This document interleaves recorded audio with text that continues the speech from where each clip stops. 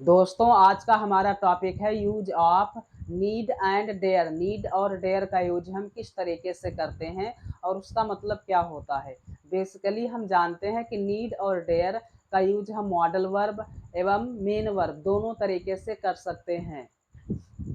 पहला स्टेप हमारा है need as modal verb. Need का प्रयोग हम मॉडल वर्ब के लिए किस तरीके से करते हैं। दोस्तों नीड का मतलब क्या होता है।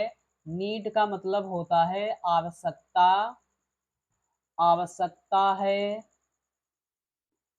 नीड का मतलब होता है आवश्यकता है या फिर जरूरत है।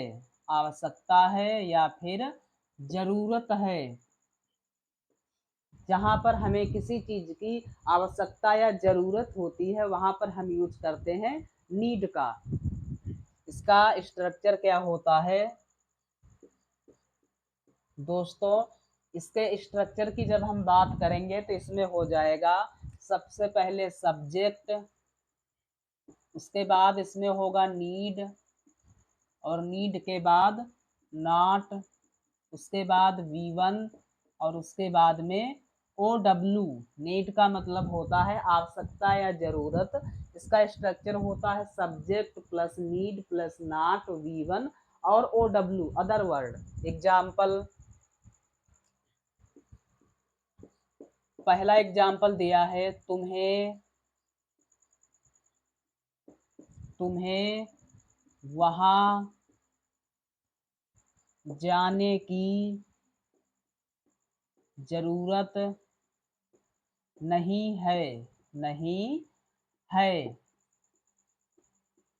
इस तरीके से पहला एग्जाम्पल है तुम्हें वहां जाने की जरूरत नहीं है। तो दोस्तों इसको हम बनाएंगे, सबसे पहले हो जाएगा सब्जेक्ट, तुम्हें का मतलब होता है यू।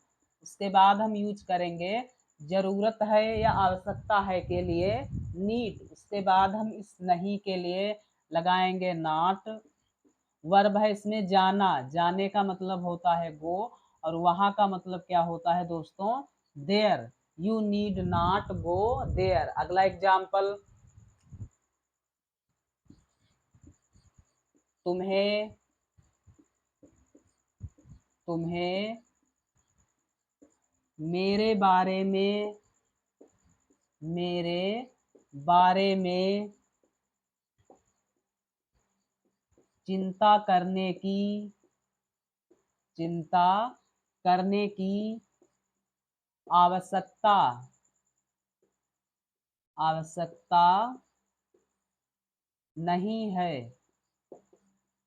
नहीं है। इसको हम बनाएंगे तो क्या हो जाएगा, तुम्हें का मतलब होता है यू। उसके बाद हम यूज करेंगे इसमें आवश्यकता है के लिए दोस्तों नीड और नहीं के लिए लग जाएगा नॉट। वर्ब है इसमें चिंता करना। जी हाँ लेडीज एंड जेंटलमैन, चिंता करने का मतलब क्या होता है वरी। WORRY। वरी का मतलब होता है चिंता करना। के बारे में का मतलब होता है अबाउट। उसके बाद मेरे का मतलब मी। अगला एग्जाम्पल, उसे उसे किताबें किताबें खरीदने की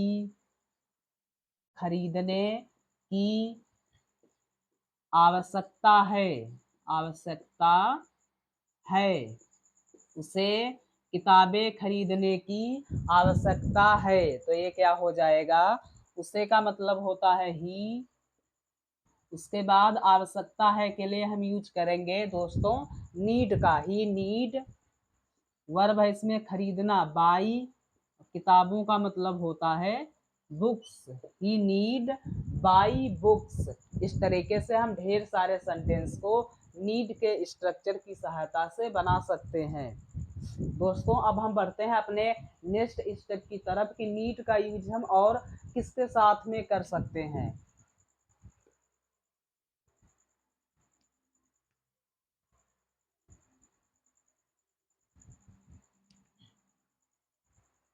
स्टेप नंबर सेकेंड,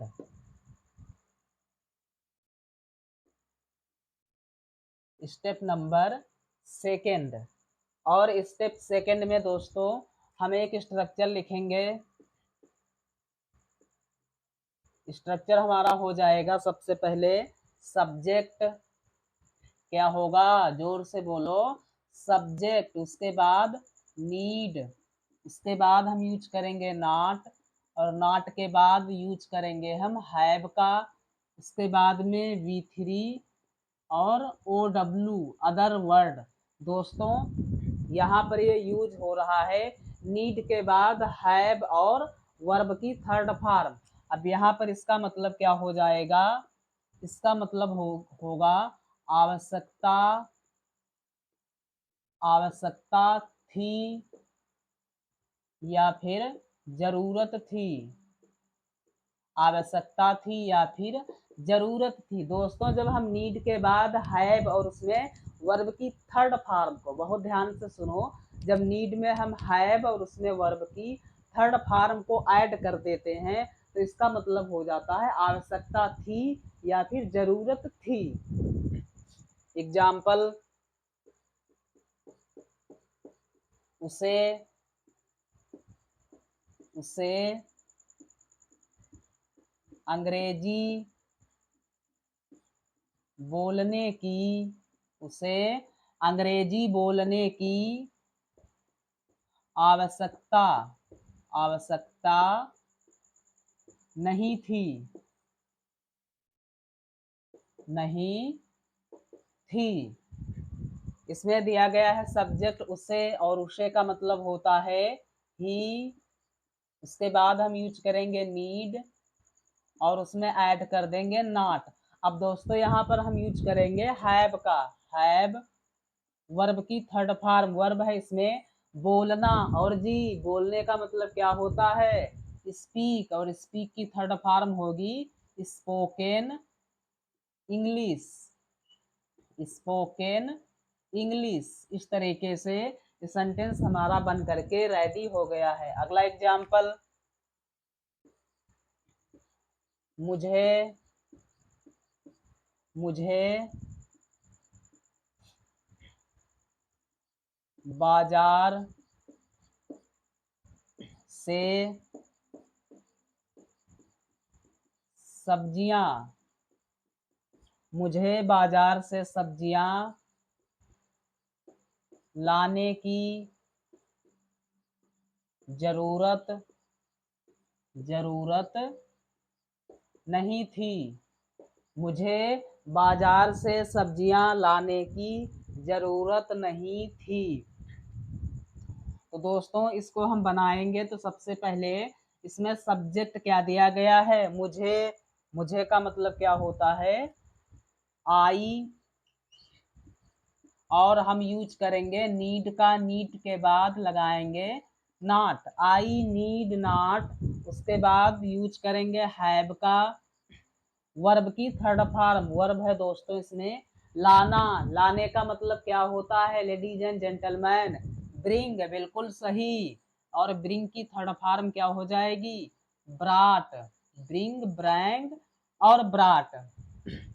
क्या, सब्जियां, सब्जियां का मतलब दोस्तों होता है वेजिटेबल्स, वेजिटेबल्स। उसके बाद दिया है बाजार से, तो यहाँ पर हम से के लिए प्रीपोजिशन यूज करेंगे फ्रॉम का, और बाजार का मतलब क्या होता है दोस्तों, मार्केट, मार्केट। अगला एग्जाम्पल,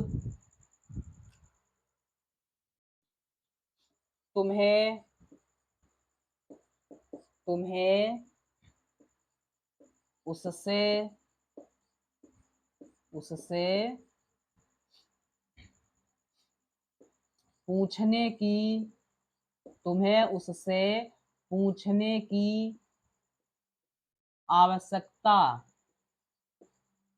आवश्यकता थी, तुम्हें उससे पूछने की आवश्यकता थी। तो दोस्तों ये क्या हो जाएगा, तुम्हें का मतलब होता है यू, उसके बाद हम यूज करेंगे need, you need have, verb दी है पूछना, और पूछने का मतलब होता है आस्क। आस्क की थर्ड फॉर्म हो जाएगी आस्क्ड। उससे का मतलब होता है दोस्तों him. You need have asked him. इस तरीके से हम नीड का प्रयोग कई तरीके से कर सकते हैं, उससे संबंधित तमाम सारे सेंटेंस को बना सकते हैं।